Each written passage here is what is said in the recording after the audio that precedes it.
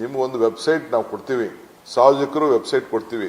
ಈಗ ನನ್ನ ಮನೆ ಮುಂದೆ ಕಸ ಇತ್ತು ಅಂತಂದ್ರೆ ಒಂದು ಫೋನ್ ಮಾಡಿ ಒಂದು ವಿಡಿಯೋ ಮಾಡಿಬಿಟ್ಟು ಹಾಕೋದು, ಆ ಲೊಕೇಶನ್ ಹಾಕಿ, ಆಗ ಕಾರ್ಪೊರೇಷನ್ ಅವ್ರು ಬಂದು ಅದನ್ನ ಪಿಕಪ್ ಮಾಡಬೇಕು. ಎಲ್ಲ ಕಡೆ ಕ್ಯಾಮ್ರಾಗಳನ್ನ ಫಿಟ್ ಮಾಡ್ತೀವಿ.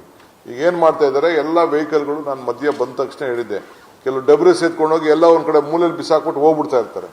ಸೊ ಪೊಲೀಸ್ ಅವರು ನಾವು ಇನ್ವಾಲ್ವ್ ಮಾಡ್ಕೊಳ್ಬೇಕಾಗ್ತದೆ ಎಲ್ಲೆಲ್ಲಿ ಆಗ್ತಾರೆ ಅಂತ. ಆದಷ್ಟು ಏನ್ ಮಾಡ್ತೀರಿ, ಎಲ್ಲ ಪಾಪ ಕೆಲವರೆಲ್ಲ ಹಾಕ್ತಾರೆ.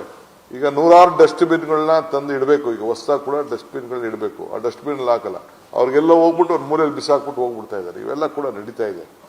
ಸೊ ಅದಕ್ಕೆ ನಾನು ಲೀಗಲ್ ಆಗಿ ನಾನು ನೋಡ್ತಾ ಇದ್ದೀನಿ, ಎಷ್ಟು ಫೈನ್ಗಳು ಸಾಧ್ಯ ಇನ್ಕ್ರೀಸ್ ಮಾಡೋಕ್ಕಾಗ್ತದೆ, ಜಾಸ್ತಿ ಮಾಡೋಕ್ಕಾಗ್ತದೆ, ಅವೆಲ್ಲ ಕೂಡ. ಆಮೇಲೆ ಇಡೀ ಪೊಲೀಸ್ ಅವ್ರನ್ನ ಇನ್ವಾಲ್ವ್ ಮಾಡಿಕೊಂಡು ಯಾರು ಈ ಡಬ್ರಿಸ್ನ ಎತ್ಕೊಂಡೋಗಿ ಹಾಕ್ತಾರೆ ಎಲ್ಲ ವೆಹಿಕಲ್ ಅವರು ಕೂಡ ಅವ್ರಿಗೆಲ್ಲ ನೋಟಿಸ್ ಇಶ್ಯೂ ಮಾಡಿಸ್ತೀನಿ. ಅವರೆಲ್ಲ ಕೂಡ ಎತ್ಕೊಂಡೋಗಿ ಎಲ್ಲ ಹಾಕ್ಬೇಕು, ಅಲ್ಲೇ ಹಾಕ್ಬೇಕು.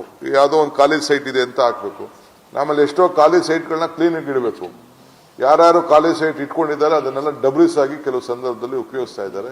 ಅವ್ರಿಗೆಲ್ಲ ನಾವು ನೋಟಿಸ್ ಇಶ್ಯೂ ಮಾಡೋದು, ಟ್ಯಾಕ್ಸ್ ಜಾಸ್ತಿ ಮಾಡೋಂಥದ್ದು, ಅವೆಲ್ಲ ಅವ್ರಿಗೆ ರೆಸ್ಪಾನ್ಸಿಬಿಲಿಟಿ. ಅವರೆಲ್ಲ ಕಾಂಪೌಂಡ್ ಗಿಂಪೌಂಡ್ ಹಾಕಬೇಕು ಅವ್ರ ಜಾಗಕ್ಕೆ, ಅದನ್ನ ಹಂಗೆ ಬಿಡಬಾರ್ದು.